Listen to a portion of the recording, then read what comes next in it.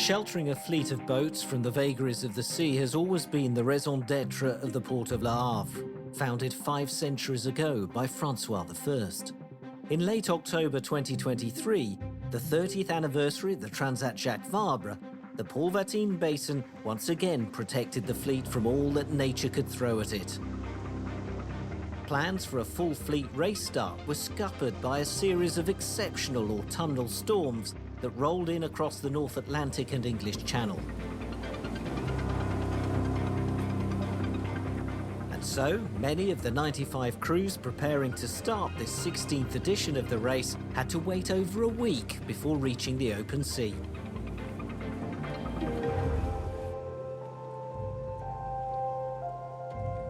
But right up until the evening before the race was due to start, preparations had been going like a dream.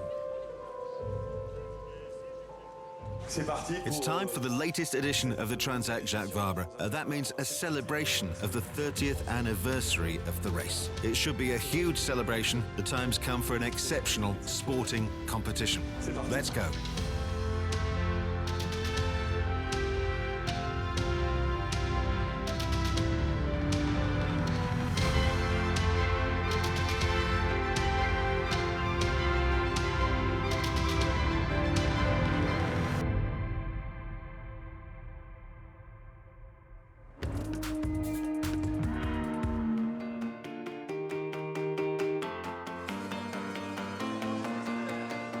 Despite the damp weather, the crowds took advantage of any ray of sunshine to enjoy the holiday atmosphere and maybe dream a little too. And with 10 days still to go to the start, it was a chance for the crews to fine-tune their machines. To mark 30 years since Paul Vatine won the very first edition in 1993, the Council of Le Havre created the Winners' Promenade along the quayside, featuring plaques bearing the names of the 67 winners of the 15 editions of the race. Many of those winners were competing this year. Roland Jourdain, Erwan Leroux, Sébastien Rogue, Jan Eliès, all of them joined at the unveiling by some of the most talented names in French sailing. For so many top sailors, the unique double-handed format has made the Transat Jacques Vabre a must-do race. Sur la Transat, on est sur un format double. On the Transat, we're in a double-handed format, and that means the competition's a bit tighter, the lineup can be more homogeneous. In solo sailing, the exercise is often a bit more technical to find the right moments, the right angles. In double-handed races, especially transatlantic, it throws you different challenges and kind of levels the playing field. I like double-handed racing because it's similar to solo racing, but with many of the advantages of crewed racing and the comfort of crewed racing.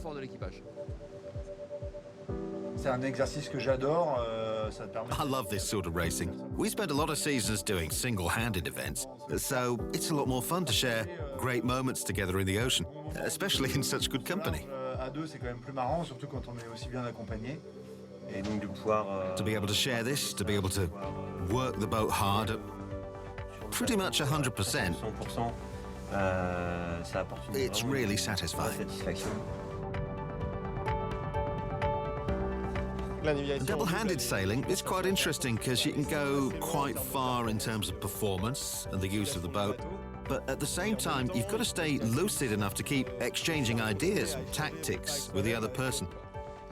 Sometimes you start to feel tired, and that makes things a lot harder.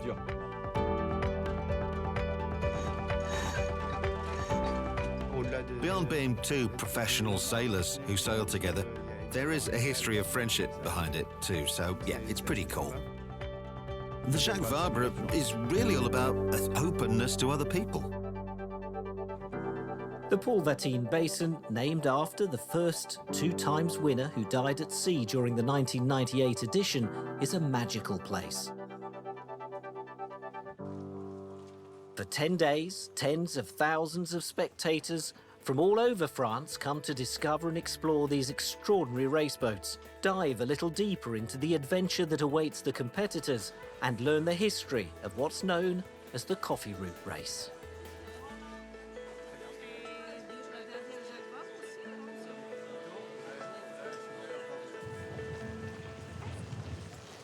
Amongst the competitors is Felix de Navicelle, who was paired up with Tanguy Le Tourquet on the Imoca Lazare. He's a distant descendant of a sailor who introduced coffee to Martinique, so his mission is to transport a coffee plant to the West Indies.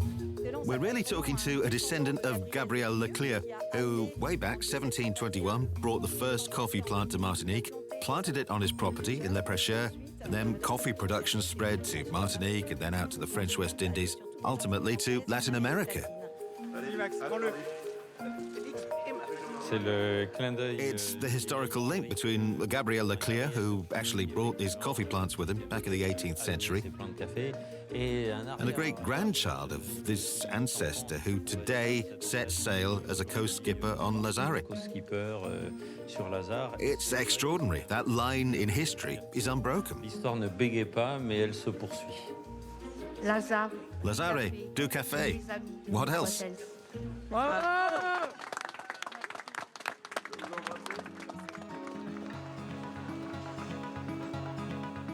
This year's fleet of 95 boats is made up of 4 classes, 2 monohulls and 2 multi-hulls. Giant trimarans make up the Ultime class. 32 metres long and 23 wide, these flying multi-hulls have more than 600 square metres of sail and can reach speeds of up to 80 kilometres per hour. The sailors are all experienced and all the boats tried and tested in competition, so the class is expected to be close. Edmond de Rothschild has dominated the last 2 seasons, but her rivals have closed the performance gap. Banque Populaire and SVR Lazatique are looking particularly strong, and Sodebo and Actual are also right there.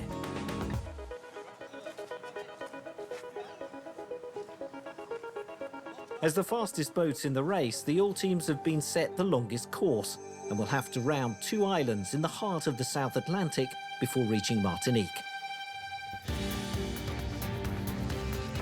The smaller trimarans, known as the Ocean 50, measure 15 metres by 15 and have a 23-metre mast. They're often compared to go-karts for their lightness and power. 6 boats line up for this year's Transat Jacques Vabre, and their crews have done a lot of racing this year, so there are lots of rivalries to be settled in these explosive multi-hulls.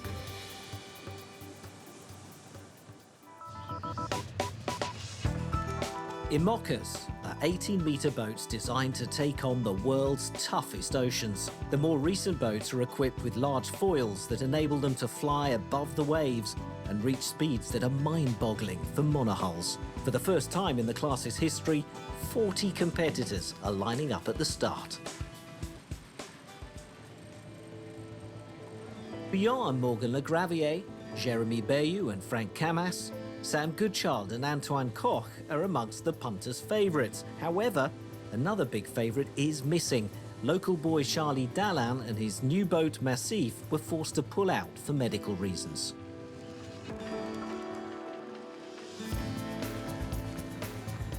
The biggest category is the 12-metre Class 40. Of the 44 professional and amateur pairs at the start line, around 10 are in with a chance of winning. These experienced sailors at the helm of powerful boats are expecting a tough but exciting regatta.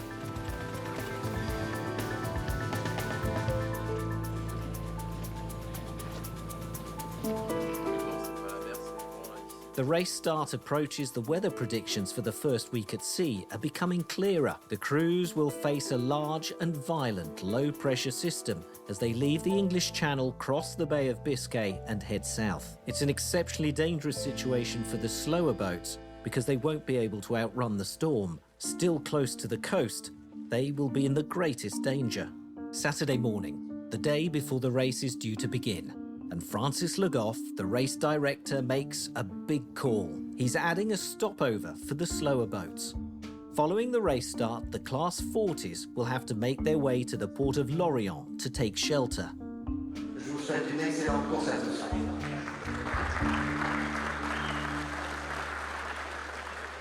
Sage Francis, hein? Sage Francis, he's the guardian angel of us all. Nous tous. It was too risky. There'd have been a lot of damage potentially. It was too dangerous, so all the competitors had to stop in Lorient, so everyone stayed safe. So we have two races, in effect. First, a race to Lorient. We stop there. Then we resume with perhaps a slight change to the course, so the gaps with the other classes aren't too big.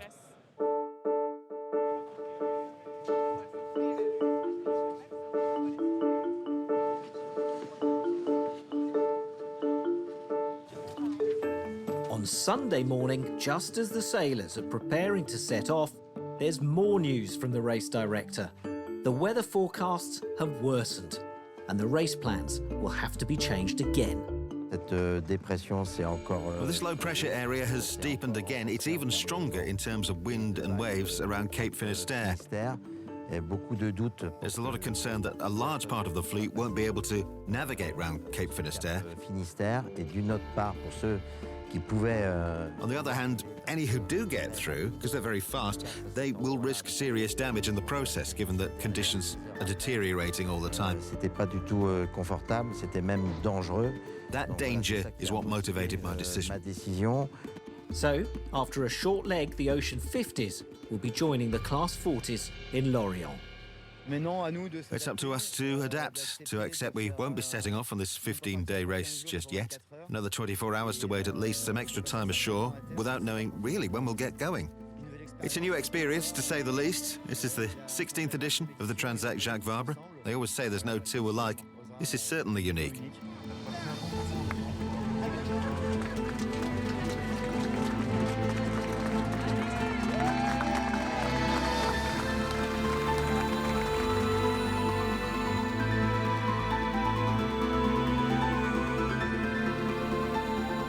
Whilst the Class 40s, Ocean 50s and all teams would all start on time, the IMOCA boats would have to wait where they were. With no port on the Atlantic coast big enough to accommodate 40 18-metre race boats all at once, there was no alternative but to sit out the storms in Le Havre.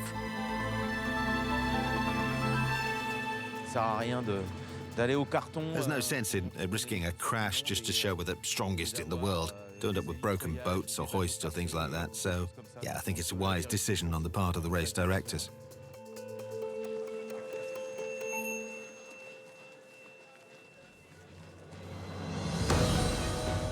Right on cue, the greyness over Le Havre opened up to give us some sunshine for the departure of the old teams, the only boats on an unchanged course to Martinique's Fort de France.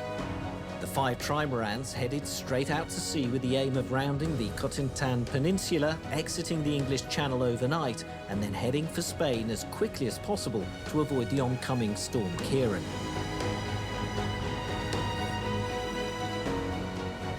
Their speed was dazzling in these heavy seas, their playground immense, their speed rising 30 to 35 knots.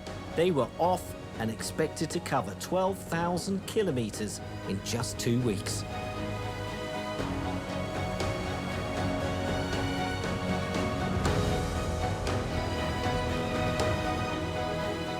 Francois Gabart and Tom Lepech got off to the best start on SVR La Zatique.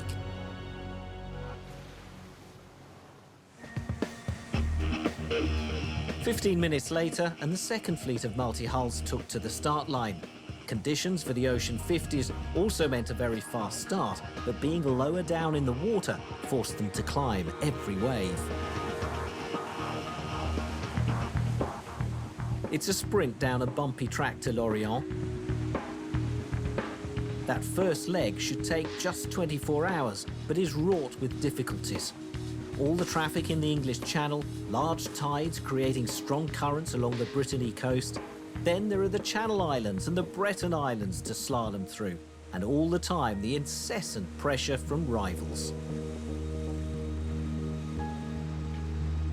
In this maelstrom of action, it's Solidaire en peloton skippered by Quentin Vlaming and Thibaut Vauchel-Camus who find the best route.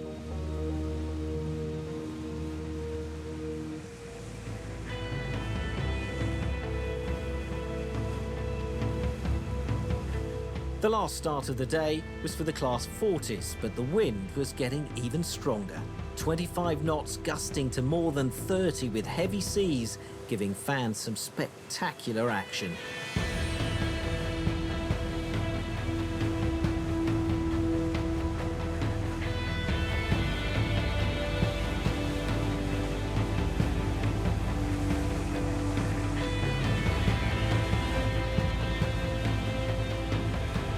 For these smaller boats, it'll take 2 days of racing to get to Lorient. So how was the departure? It was hairy. Let's just say we'll remember it. We've been racing for, what, just over an hour?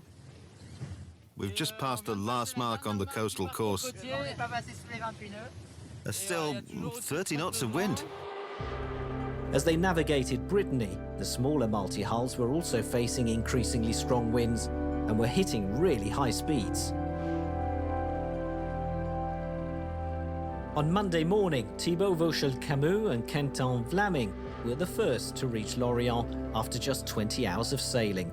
A perfect trial run to build confidence ahead of taking cover in port. Later, Luc Berry and Antoine Joubert, the newcomers to the class, also came in. Within 4 hours, all 6 trimarans were safely in port with no large time gaps to separate them ahead of the restart to Martinique. In the Class 40s, the conditions were tough and the first night was violent, with heavy weather and heavy seas battering the crews. At around 1 a.m, the news came through that Credit Mutuel, the boat owned by Ian Lipinski and Antoine Carpentier, had been dismasted.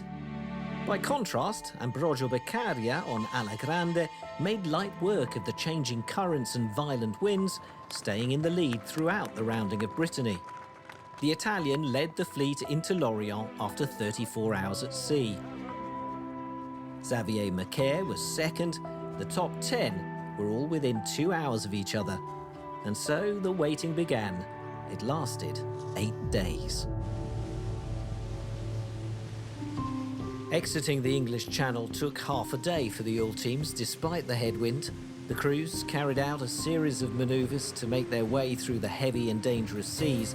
Each tack took a long time, requiring a great deal of physical effort.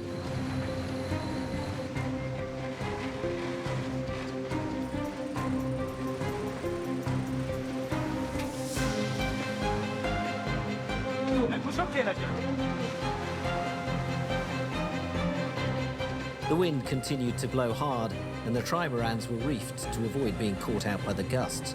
The sailors busy steering and managing the flight of their huge trimarans.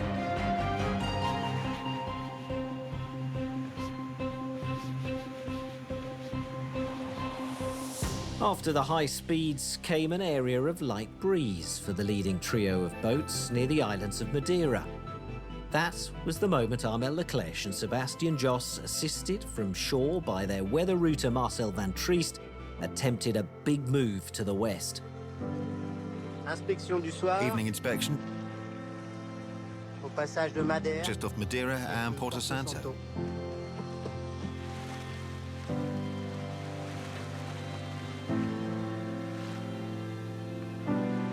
Ambiance toujours calme. There were 2 options last night. Bonk Pop went north of Madeira to avoid the wind shift. Quel des vents. Et puis, We went below, hoping the wind shift would go well. et pour l'instant, on bouge plus le vent. We've stayed in the old wind, On reste dans le vieux vent et but Armel's touched some wind. il y a un vent. It proved a key moment in the race, as Banque Populaire took the lead for the first time. SVR and Edmond de Rothschild followed as they crossed the archipelago, but Sodebo and Actual were left behind.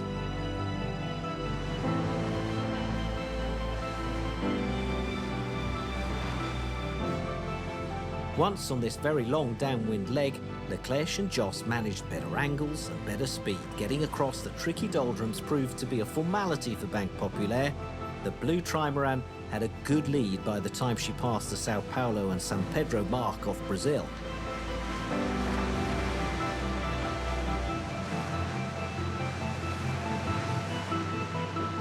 Charles Caudrelier with Erwin Israel and Francois Gabard with Tom Lepêche were battling for second place. Still not much wind. We're waiting for a little more air. And there is Gitana, right there. Thomas Coville and Thomas Rouxel were a long way behind. The weather conditions were less favourable and they watched the leaders racing away. After they finished the race, they admitted that their starboard rudder had been damaged when they entered the doldrums. The doldrums were supposed to be easy to get through, but they weren't. In any case, they lived up to their legend for us. I think they were kinder to others, sure, but that's the lottery of the doldrums.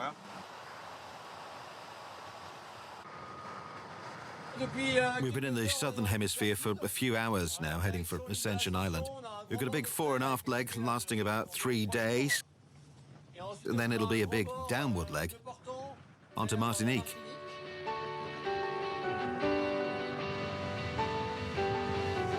Meanwhile, some great upwind sailing saw Gabart and Lepêche on SVR Lazati claw their way back to the front. The pair erased a gap of nearly 100 miles in just a few hours to regain first place. It proved a powerful tonic and morale boost on board. We're on the windward side of Ascension Islands. This is it, in the lead. The Jenica is ready to go. Just look, it's beautiful, isn't it? Come on, it's Jenica time. At the last course mark, Gabart and Lepêche began a very long downwind Atlantic crossing, nearly 5,000 kilometres, and their lead was very small. Banque Populaire was second, Edmond de Rothschild third, but they were about to pass the leading pair. We're running into SVR, our little friends who've already passed Ascension Island. We'll take a look.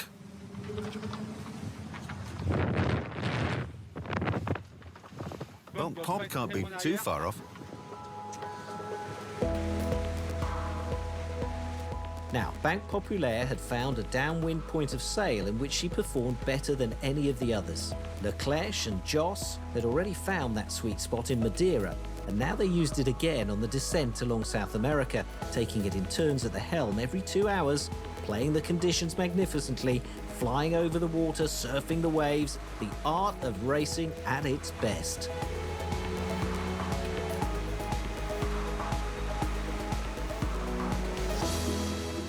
With Banque Populaire flirting with 40 knots, SVR relinquished her lead. Now in second place, the threat from Edmond de Rothschild had evaporated. A mechanical failure to the helm system and a damaged foil had hamstrung Charles Caudrelier's boat. And so out in front, Banque Populaire was gone. And there was now no threat to SVR in second place. Edmond de Rothschild sat third, but would have to fight to defend her position from the revived Sodebo and Actual, who were closing in.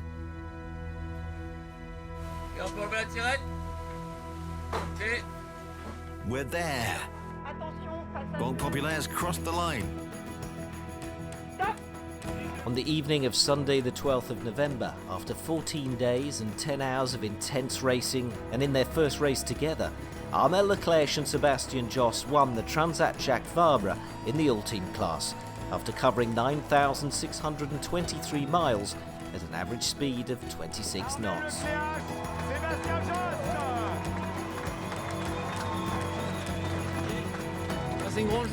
It's a great joy because it's been a long time since Banque Populaire and I came here looking for a big win. Une route du Rhum difficile l'année dernière, faut pas oublier quand même il y a un an, on avait fait demi-tour. A year ago, we turned back, changed dagger boards. It was a completely different story, and now we're back. We've put in all that hard work behind the scenes, and we've shown it on the water. It's great.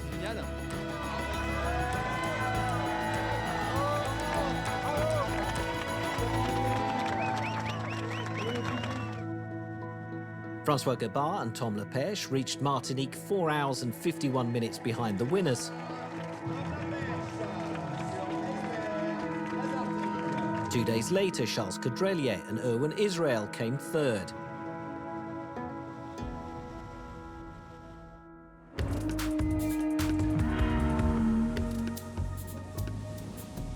After a week of waiting for major storms to pass, the Ocean 50s were the first class of boat to return to racing. In Lorient on Monday, the 6th of November, in a 20-knot sou'westerly, the trimarans set off on their race to Fort-de-France.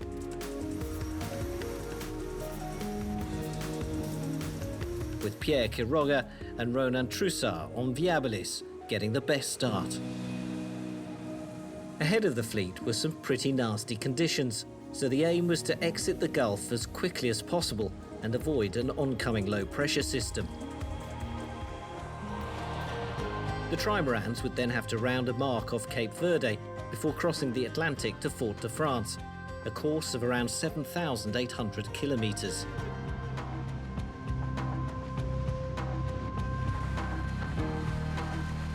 The first evening saw Solidaire en peloton set the pace, as it did in the first leg from Le Havre.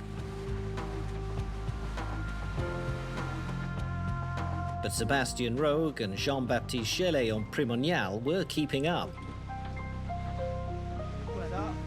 The night brought the first casualty. Le Rire Médecin was sailing in 20 to 25 knots of northwesterly wind when it was dismasted. The crew was safely rescued a few hours later. Then, in the same stretch of ocean off the Galician coast, damage struck again, this time to Primonial. 4 meters of hull were ripped open, from the bow to the foil. Fortunately, the mast stayed up, and the crew were able to find their way to shelter in a Spanish port.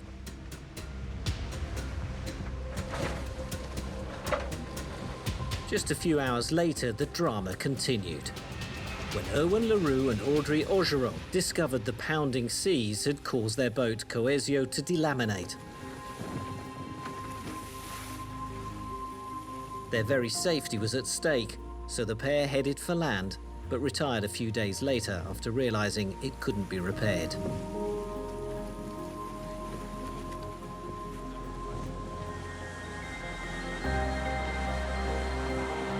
In one night, the Ocean 50 fleet had been halved. Gusts of 35 to 40 knots and crossed seas had taken out 3 serious contenders for victory.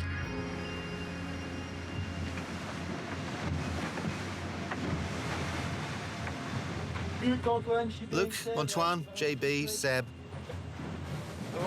It's really awful news, but guys, we are thinking of you. And we hope you feel better soon. Having weathered the storm, things were looking brighter for Solidaire en peloton. For them, it was now about staying ahead of their remaining 2 rivals, Viabilis and Réalité, 2 boats who'd started more cautiously and allowed the blue trimaran to get away.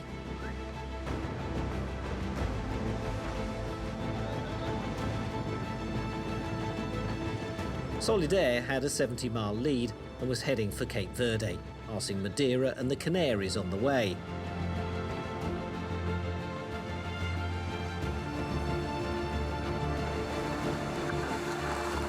Fabrice Kayak and Aymeric Chapelier on board Réalité found some strong breeze along the Moroccan coast and overtook Viabilis.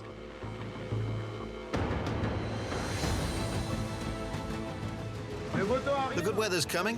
Finally, it's a real pleasure to glide along in this nice long swell, just the way we like it. In moderate trade winds blowing at 16 to 18 knots, Solidaire en peloton was making 20 to 25 knots downwind and was quickly growing her lead to over 120 miles over the chasing pair. They passed Cape Verde on the night of the 11th of November. It marked the start of a long and glorious downwind leg in the trade winds, speeding towards Fort de France. Thibaut Vauchel-Camus and Quentin Vlaming were loving it. Pushing at an open door now. We're already feeling like we're there.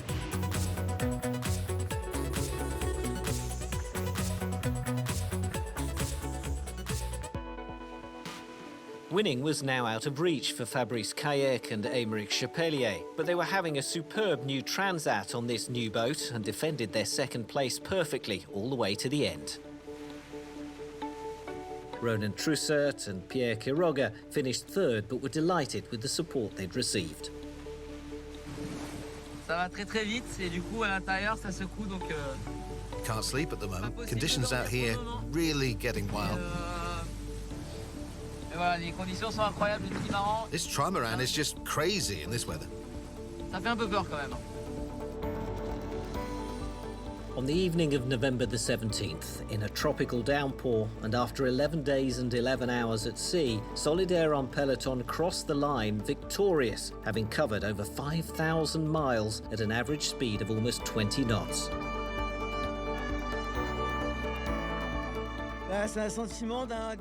We feel it's a job well done, in good conditions, with a nice boat, a great partner.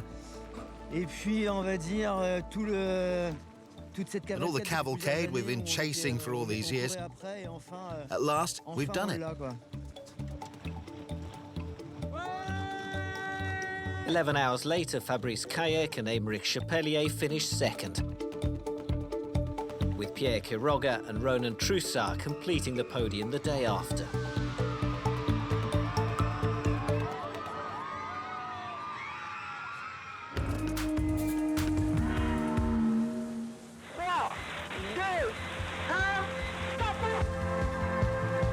On the morning of the 7th of November, after 8 days stuck in Le Havre, the storm fronts finally passed and it was time to release the 40 18-metre IMOCA raceboats for their assault on the Transat Jacques Vabre. At last, they were heading to Martinique.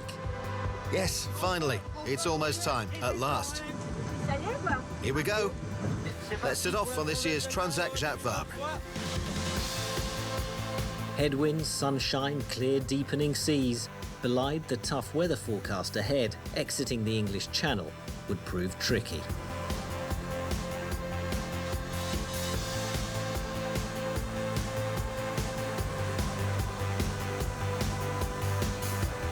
It was an impressive IMOCA fleet, the biggest in the race's history in fact, and with the modern foilers, one of the fastest too.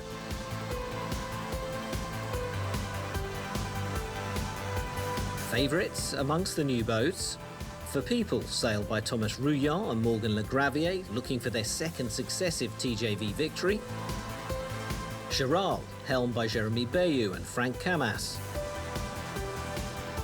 Paprec Arkea, helmed by Johan Rischom and Jan Elias.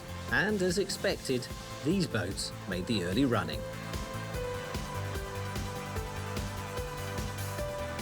Behind them was a host of challengers aiming to exploit any opportunity, but with a busy calendar of races, all skippers were taking extra care not to wreck their boats.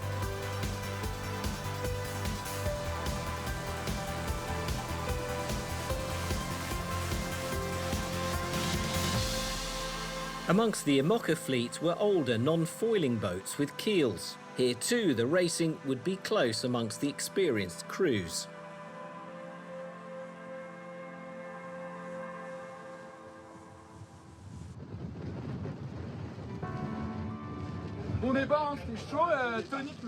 A good start, pretty lively. It was hot for sure. It'll be a case of tacking along the Breton coast and then a clear route to get to the south. Let's go for it.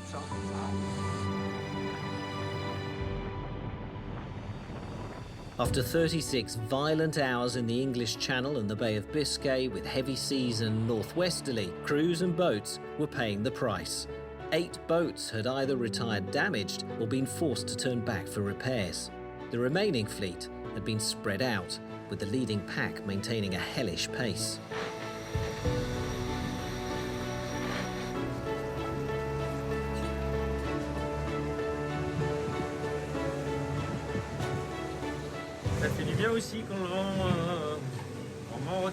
It feels good when the wind calms down, even if we're still upwind, but the weather situation looks complicated ahead of us, to be honest. We don't necessarily have the solution with Momo at the moment, but we also have to look at what our little friends are doing.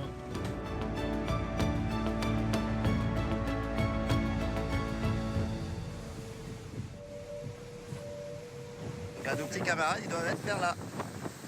C'est-à-dire vers l'arrière du bateau. Et ça, Well, our little friends must be around here, at the back of our boat, which is a good thing, but the real challenge is the weather situation's getting complicated. à faire aujourd'hui. Some tough choices to make on the routes tonight, with the Azores to our right, the Canaries on the left. Got to work out the best way to Martinique. It was a conundrum all the skippers had been facing for a number of days. Just asking a few questions because the weather situation is really not simple. There's a high pressure system. That's going to be difficult to get through, so what we're thinking of doing is passing the little corner here before heading down through the Canaries. And then on south to Martinique. The alternative, well, it's much more involved, the northern option. It's based on the idea of sailing across and upwind until we meet with a very, very big low-pressure system, which is pretty nasty before it comes down here.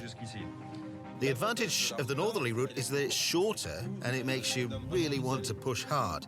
Now, the southern route is longer, but it's probably more practicable. While the leaders procrastinated over which route to take, Teamwork and Groupe de Bray were the first foilers to decide on the more direct route. The leading keelboats, Monnoyeur and Five Lantana, chose to follow suit. The newer boats chose to sacrifice distance for speed on a more southerly route. The leaderboard was constantly changing because of different tactics and strategies, wind shifts, and the influence of the nearby Canary Islands.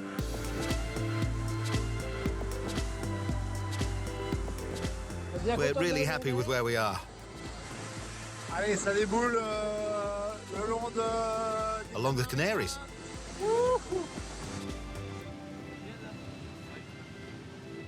After a perfect start to the race, Charal lost a vital weapon. We should be going faster, but unfortunately we don't have our main downwind sail anymore. Our masthead, which has been unusable for 2 or 3 days now. So we're handicapped in terms of speed. Charal gradually lost power and lost ground on Paprika Kea and for the people. Soon the chasing pack began to close in on her, including Initiative Kerr, Malizia, and For the Planet.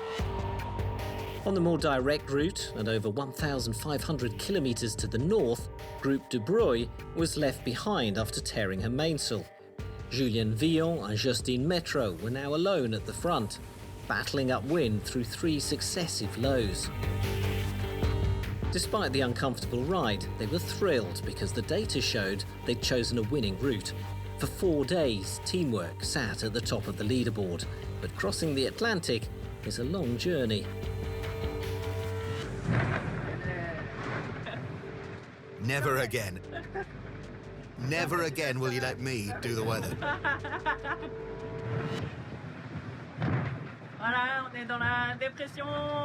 We're in low pressure area 3, and in 4 hours we should be able to turn south. 4 heures à peu près, on va pouvoir virer et partir vers le sud. Meanwhile, on the same route but further behind, the leading keelboat saw Benjamin Ferret and Pierre Leroy engaged in a great duel with Louis Duc and Remy Aubrin. To the south, in unstable trade winds and aboard the 2 newest boats of the fleet, there was a great battle going on between the pairings of Brichaume-Elias and Rouillon-Le Gravier. This was quality racing, and the sailors had to draw on their reserves to keep up an average speed of over 20 knots, despite the moderate winds. Behind them, Charal was overtaken by Sam Goodchild and Antoine Koch aboard For the Planet, who came back like bullets for the final sprint to the finish.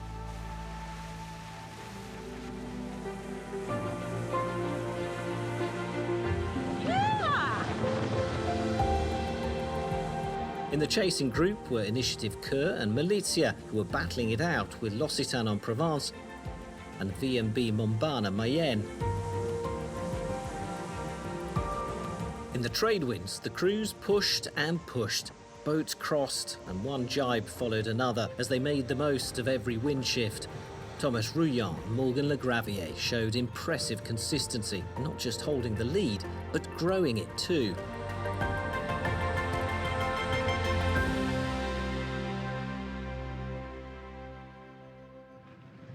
It was becoming clear that those who'd chosen the more northern route were dropping behind. A zone of calm and a faulty mainsail attachment forced Teamwork to lose several hours of repairs. Their hopes of victory were slipping away. Meanwhile, everybody was waiting to see what would happen when the leading boats crossed off Martinique. Could Justine Metreau and Julien Villon snatch a top 10 finish?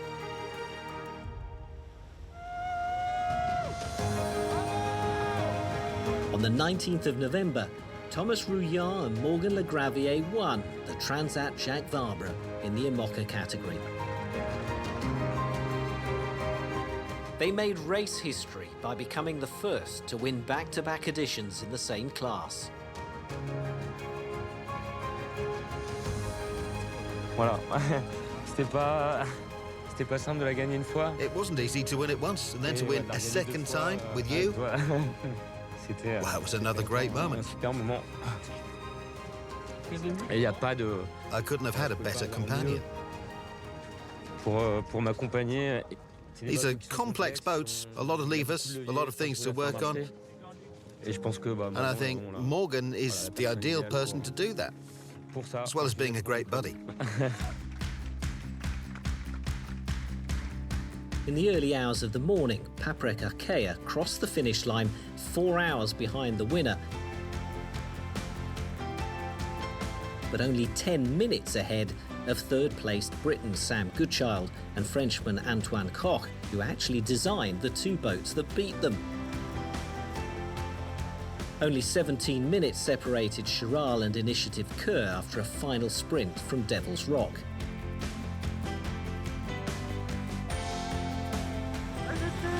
And in the end, Justine Metreau and Julien Villon came in 6th, following a dramatic finish that saw them finish just 1 minute ahead of Malizia. Teamwork finished 11 hours behind 4 people. Benjamin Ferret and Pierre Leroy finished 13th as the leading keelboat.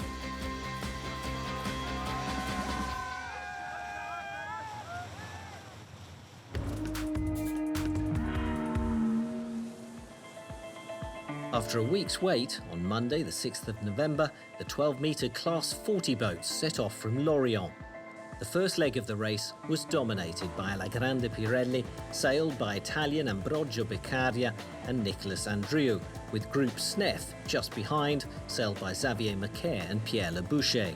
Boats that were damaged and failed to finish the first leg between Le Havre and Lorient were permitted to start, but with a hefty time penalty, as in the case of Credit Mutuel and Sogestran.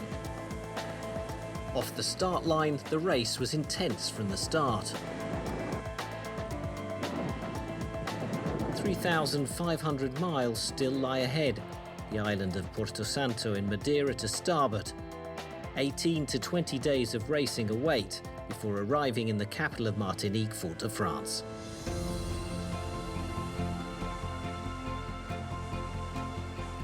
Before that, the fleet faced 48 hours of headwinds to exit the Bay of Biscay. 2 tough days with 2 low-pressure fronts that battered the sailors, but a leading group did eventually emerge.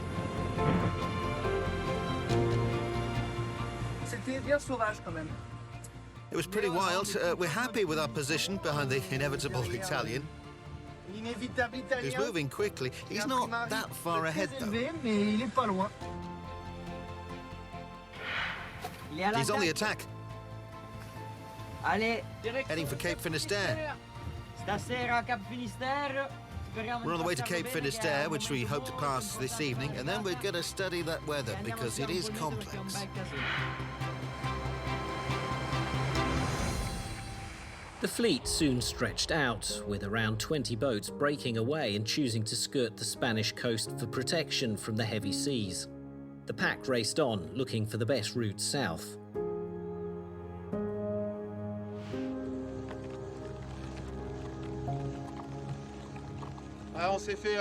We've been shaken up right from the start. Clearly, we've had a couple of hellish nights. We're trying to catch the wind at the same time as the front runners. It's hard out there, but I think the fleet is likely to stretch. We're just trying to hang on. Off Gibraltar, during a lull in the weather, the leader had some time to recover after the intense race start. On est dans l'arc du temps. We're in the doldrums, but we're happy enough because we're starting to live and eat again, so that's good news. The fleet stretched along the Portuguese coast and had a moment's respite from the storms. The women from the Cap Pourel project aboard Angie DFDS Brittany ferries were strongly placed in the chasing pack. Also there, Google Chrome, the boat crewed by professional skipper Kieran Leborgne and Basil Buisson, selected for having won the race's e-sailing game. Meanwhile, rookies from Martinique, Jean-Yves Aglé and Hervé Jean-Marie, aboard their boat Chalian, were moving up through the fleet.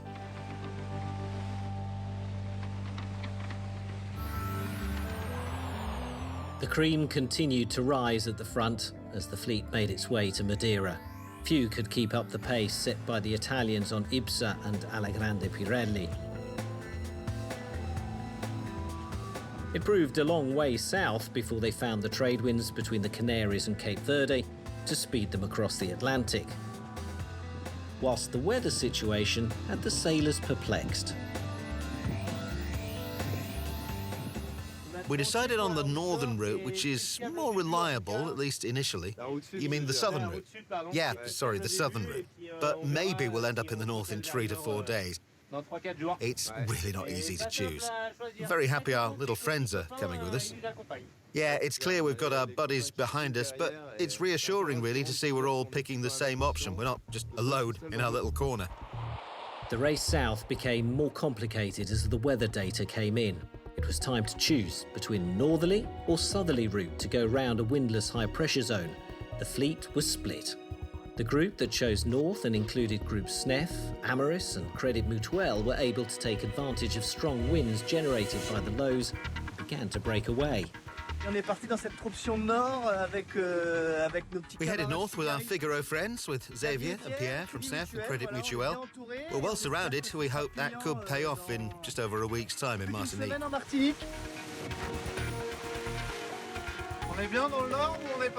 Was the north a good choice or not? I think we're better in the north, for now, but we'll see. Anyway, it was too hot in the south. There's no need to use the fan here. We're continuing south. We're on the road due south at the moment. We saw that some of our friends had gone a bit further north. So I guess we keep our fingers crossed. Well, up north, the wind picked up, as did the sea, and soon the boats were banging off waves as they accelerated away. The leader of the group, Amaris, paid the price. I had a nasty accident. The strong winds just sent me sliding across the boat, just went crash. A keel found me, unconscious at the front of the boat. So, yeah, pretty scary for a while there. I'm very happy to be with you at the helm, enjoying the sunshine, and being able to tell you about what went on. No real lasting harm done. Just 24 hours in his bunk, and it was race on again for Amaris. We were in for a final twist as the finish into Martinique proved difficult. A large windless zone forming to the east of the island was proving difficult to avoid. Crédit Mutuel chose to round it to the north. It's really heavy out there now. We wanted wind and we got it. Group SNEF chose to go straight through the windless zone. We've just passed 10 knots of boat speed. That hasn't happened for 3 days now. And Allegrande went south on the trades. In the end, it was Allegrande that came out on top, and Brojo Becaria's and Nicolas Andrieu's boat handling and speed proved too much for the rest. They won the Transat Jacques Vabre in the Class 40 in 18 days and 12 hours.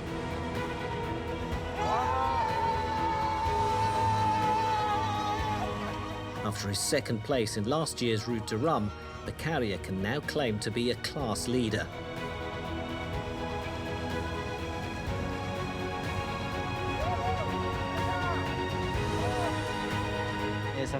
We've had a feeling for several hours now that we were more or less going to win it, but we outright banned ourselves from saying so out loud.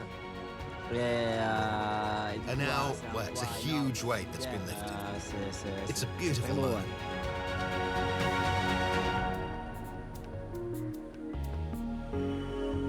Credit Mutuel finished second, but the 22-hour penalty from the first leg denied them a podium finish. Instead, Amoris, sailed by Gildas Mahe and Akil Nabu, still shocked by their earlier accident, cut the line third, 8 hours behind the winner to claim second place overall. Alberto Bona and Pablo Santurde completed the podium 9 hours behind the winner.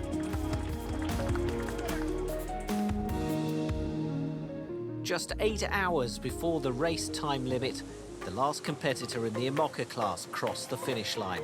Lazare reached Martinique on the 1st of December, 13 days behind the class winner, bringing their epic crossing to a close. We collided with a submerged object and had to return to port for repairs. We weren't even sure if we'd be able to set off again. We've had an incredible adventure on Lazare. It's an amazing story. A big thank you to Felix, because this wasn't the sort of race I'd promised him. And there was added satisfaction for Tanguy Le Tourquet and Félix de Navacelle, who also completed their mission to bring an Arabica Robusta coffee plant to Fort-de-France. He'd only lost 2 leaves. Little by little, it became part of the crew. We took good care of it, so I think it's in good shape, and it's looking forward to being planted. The last boat at sea was the Class 40 Martinique Chalian, which reached Fort-de-France on the 2nd of December. It was a first for the Martinican crew of Jean-Yves Alguet and Hervé Jean-Marie, for whom it was a first transatlantic crossing. A fine story of perseverance to round off a successful anniversary edition.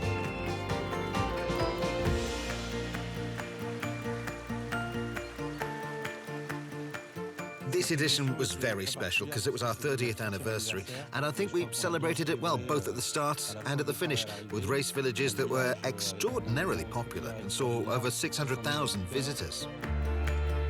From a sporting point of view, we had a magnificent edition with a very open ocean race, the likes of which we haven't seen for quite a long time. We had some fine winners and an organisation that demonstrated a great deal of adaptability and resilience in overcoming the challenges it faced. In the end, they put on a very, very fine race. The next edition of the Transat Jacques Vabre will take place in 2025.